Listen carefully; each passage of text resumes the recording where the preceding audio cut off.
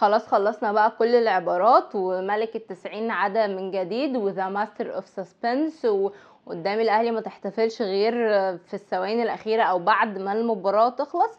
كله زي الفل، محدش ليه فضل على الاهلي او فوز الاهلي امبارح غير جمهور الاهلي.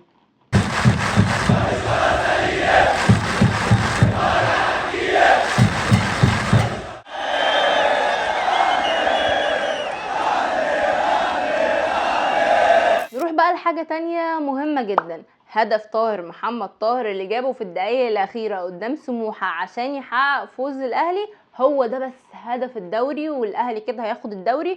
ودي الإشارات اللي بتحصل في كل موسم.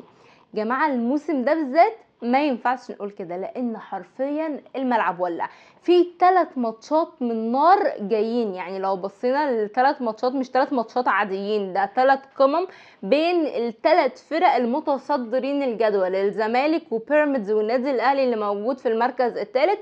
فخلينا اقول لكم ان ال3 ماتشات الجايين ما فيهمش، يعني ما يقبلوش الاسم على 2. اول ماتش يوم 23 الشهر ده هيكون الزمالك وبيراميدز، والماتش ده بالنسبه لنادي الزمالك هيكون ماتش حياه وموت، هو ماتش بطوله، خاصة بعد تعادل بيراميدز الأخير قدام المصري في الجولة الثانية من مرحلة الحسم. ده خلى الدنيا شوية يخلي بيراميدز 44 نقطة بس، ففوز الزمالك على بيراميدز لا خلاص الزمالك هيفرق عن الكل. تاني ماتش بقى هيكون يوم 27، وده ماتش الأهلي وبيراميدز. مش هتكلم عنه كتير، الموسم اللي فات الماتش اللي كان هيحسم الدوري هو ماتش الأهلي وبيراميدز.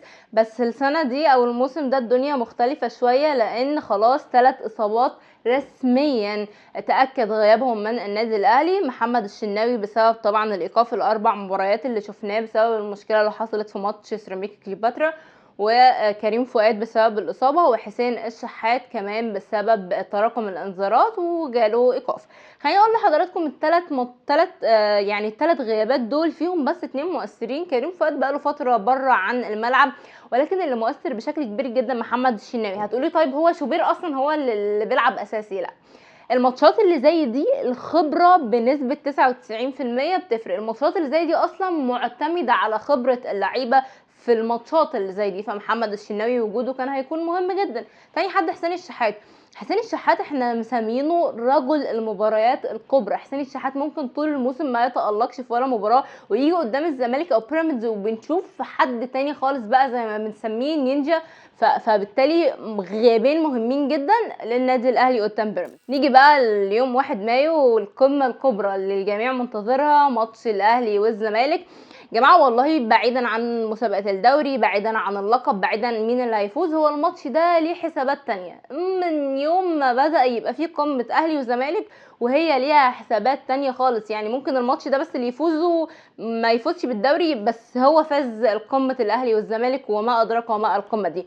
فلسه في 3 ماتشات من نار، خاصة لو بصينا لترتيب الدوري هنلاقي ان الزمالك موجود في الصدارة برصيد 46 نقطة، في المركز الثاني بيراميدز 44، في المركز الثالث الاهلي 44. فيعني النقاط متساويه جدا، اللي هيقع ما فيش خلاص النقطه بس يخسرها ممكن النقطه دي تخسره الدوري. فالدنيا لسه مكمله، الله يكون في عون ال3 فرق لان هيقابلوا بعض، فكده كده بدنيا لازم حد فيهم هيقع. اللي هيقدر ان هو يكمل للاخر هو اللي هيوصل، وهو اللي هنقول عليه بطل الدوري. فقولوا لي بقى في الاخر متوقعين ان مين ممكن يكون البطل؟